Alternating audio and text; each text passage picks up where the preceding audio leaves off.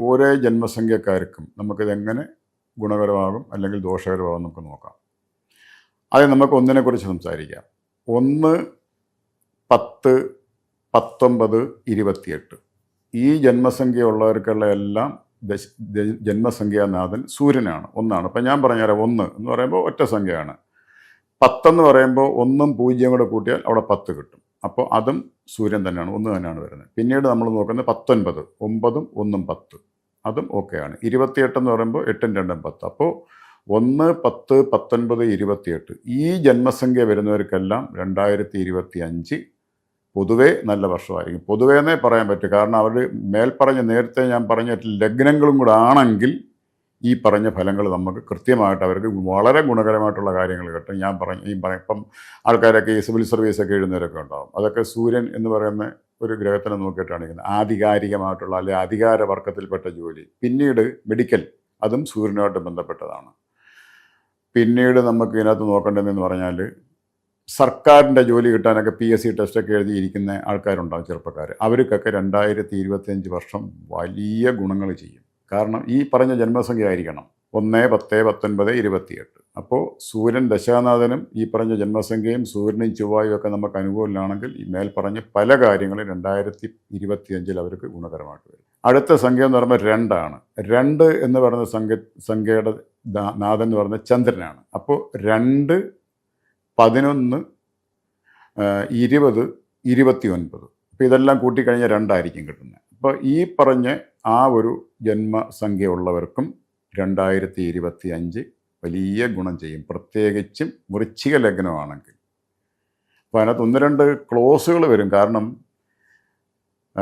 7-2 ശനിയോ ജന്മശനിയോ അല്ലെങ്കിൽ കണ്ടകശനിയോ ഒന്നും ഉണ്ടാവരുത്. നല്ലൊരു ദശയും കൂടെ ഒക്കെയാണ് നടക്കുന്നതെങ്കിൽ ഈ പറഞ്ഞ കാര്യങ്ങൾ ഈ പറഞ്ഞ ജന്മസംഖ്യക്കാർക്ക് വലിയ ഗുണങ്ങൾ ചെയ്യും.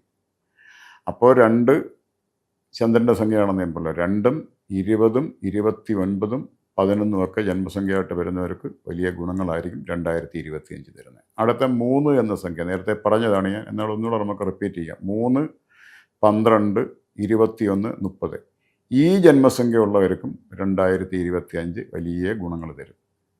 അത് നമ്മൾ ജാതകം പരിശോധിച്ച് കൺഫേം ചെയ്യുക. അടുത്ത പറയുന്നത് 4 എന്ന ജന്മസംഖ്യയാണ്. അത് രാഹുവിൻ്റെ സംഖ്യയാണ് 4.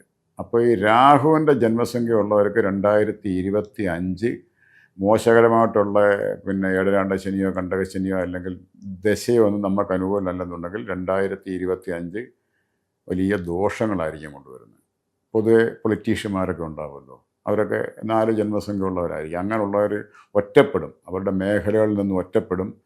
എന്തെങ്കിലുമൊക്കെ സർജറി പണ്ട് ഡോക്ടർമാർ ചെയ്യണം ഭാവിയിൽ, അല്ലെങ്കിൽ മരുന്ന് കഴിച്ച് മാറ്റാം, ഇങ്ങനെയൊക്കെ പറയുന്ന പല സർജറികളും നമുക്ക് ഉണ്ടാവാം. പിന്നെ സ്കിൻ ഡിസീസ്, സ്റ്റൊമക്ക് ഇഷ്യൂസ്, ഇങ്ങനെയുള്ള കാര്യങ്ങൾ, നമ്മുടെ ജീവിതത്തിനുണ്ടാകുന്ന തടസ്സങ്ങൾ, പുരോഗതി കുറവ്, ഇതൊക്കെ 4 ജന്മസംഖ്യ ഉള്ളവർക്ക്, അതായത് 4, 13, 22 ഇതാണ് ജന്മസംഖ്യ 4 വരുന്നത്, രാഹുവിൻ്റെ സംഖ്യ. ഈ ജന്മസംഖ്യ ഉള്ളവർക്ക് 2025 വലിയ ദോഷങ്ങളായിരിക്കും. അത് നല്ല രീതിയിൽ ജ്യോതിഷമൊക്കെ അറിയാവുന്ന ആൾക്കാരെ കാണിച്ചിട്ട് വേണ്ട അനുയോജ്യമായിട്ടുള്ള പരിഹാരങ്ങൾ ശാസ്ത്രീയമായിട്ടും താന്ത്രികമായിട്ടും ഒക്കെ ചെയ്യുക. അത് ഓരോരുത്തർക്കും ഇപ്പം 4 ജന്മസംഖ്യ ഉള്ള എല്ലാവർക്കും ഒരേ പരിഹാരം ആയിരിക്കത്തില്ല. ഒരാൾക്ക് 4 ജന്മസംഖ്യ ഉള്ള ഒരാൾക്ക് ഒരുപക്ഷെ രാഹുദശയായിരിക്കും നടക്കുന്നത്, വേറൊരാൾക്ക് ശനിദശയായിരിക്കും നടക്കുന്നത്, വേറൊരാൾക്ക് വ്യാഴത്തിൻ്റെ ദശയായിരിക്കുന്നത്. അപ്പം പലർക്കും ചെയ്യേണ്ട പരിഹാരങ്ങൾക്ക് വ്യത്യാസം വരും.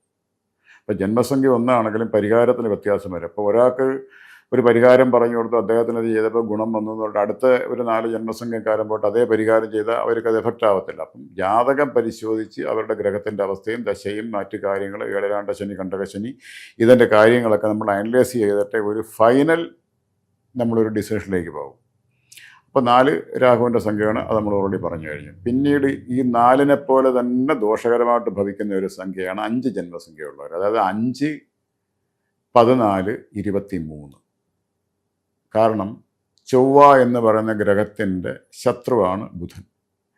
അപ്പോൾ 5 ജന്മസംഖ്യ ഉള്ളവർക്ക് 2025 പൊതുവെ ദോഷകരമായിരിക്കും. പ്രത്യേകിച്ച് അവർക്ക് 7-2 ശനി കണ്ടകശനി അങ്ങനെയുള്ള അനുയോജ്യമല്ലാത്ത ദശ ഇങ്ങനെയുള്ള കാര്യങ്ങളൊക്കെ നടക്കുന്നതെന്നുണ്ടെങ്കിൽ അവർക്ക് 2025 5 ജന്മസംഖ്യക്കാർക്ക് ദോഷകരമായിരിക്കും.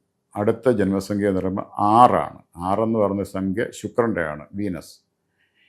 6, 15, 24 ഈ 3 ഡേറ്റിൽ ജനിച്ചവർക്കുള്ള ജന്മസംഖ്യ 6ആണ്. ഈ 6 ജന്മസംഖ്യ ഉള്ളവർക്കും 2025 ഗുണകരമായിരിക്കത്തില്ല. അപ്പോൾ അങ്ങനെയുള്ള ജാതകരും തങ്ങളുടെ ജാതകം നല്ല രീതിയിൽ പരിശോധിപ്പിച്ച് വേണ്ടുന്ന പരിഹാരങ്ങൾ വിധിയാമണ്ണം ചെയ്യുക. അടുത്ത ജന്മസംഖ്യ 7ആണ്.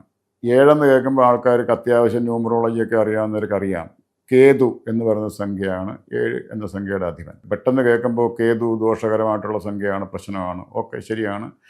കേതു എന്ന് പറയുന്ന സംഖ്യ കുറച്ച് നെഗറ്റിവിറ്റി പ്രദാനം ചെയ്യുന്ന പ്ലാനറ്റാണ്. പക്ഷേ ജ്യോതിഷത്തിൽ പറയുന്ന ഒരു പ്രമാണമുണ്ട്, ഭൗമസാമ്യം ഫലം കേതു. അതായത് ഫലദാന വിഷയത്തിൽ ചൊവ്വായ്ക്ക് തുല്യനാണ് കേതു. അപ്പോൾ കേതുവും ചൊവ്വായും ബന്ധുക്കളാണ്, ശത്രുഗ്രഹങ്ങളല്ല. അതുകൊണ്ട് 7, 16, 25 ഈ ജന്മസംഖ്യ, അതായത് ഈ തീയതിയിൽ ജനിച്ചവർക്ക് 2025 ഗുണം ചെയ്യും. പക്ഷേ ജാതകത്തിനകത്ത് കേതു ശുഭരാശിയിൽ നിൽക്കണം.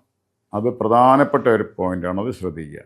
ജാതകത്തിൽ ഒരു വ്യക്തിയുടെ ജാതകത്തിൽ കേതു നല്ല രീതിയിൽ ശുഭരാശിയിലാണ് നിൽക്കുന്നതെങ്കിൽ വലിയ ഗുണങ്ങൾ 2025 7 ജന്മസംഖ്യ ഉള്ളവർക്ക് തരും. അടുത്ത ജന്മസംഖ്യ ശനിയുടെ സംഖ്യയായ 8ആണ്, നമ്പർ ഓഫ് ഇൻഫിനിറ്റി എന്ന് പറയും. ഈ സംഖ്യയും 2025 ദോഷം കൊണ്ടുവരുന്ന വർഷമായിരിക്കും. അതായത് 8, 17, 26 ഈ തീയതിയിൽ ജനിച്ചവർക്ക് 2025 അത്യാവശ്യം ദോഷമുള്ള ഒരു വർഷമായിരിക്കും. അപ്പോൾ ഈ 8 ജന്മസംഖ്യയായിട്ടുള്ള ജാതകരും തങ്ങളുടെ ജാതകം വ്യക്തമായിട്ട് ഒരു നല്ല വ്യക്തിയെ കൊണ്ട് പരിശോധിപ്പിച്ചിട്ട് വേണ്ട പരിഹാരങ്ങൾ ചെയ്യുക. അടുത്ത 9 നമ്മൾ പറഞ്ഞല്ലോ നേരത്തെ. 9 ഞാൻ ആ മേൽ പറഞ്ഞ കാര്യങ്ങൾ തന്നെയാണ്. 9, 18, 27 തീയതികളിൽ ജനിക്കുന്നവർക്ക് ജന്മസംഖ്യ 9 ആയതുകൊണ്ട് 2025 വലിയ ഗുണങ്ങൾ തരും.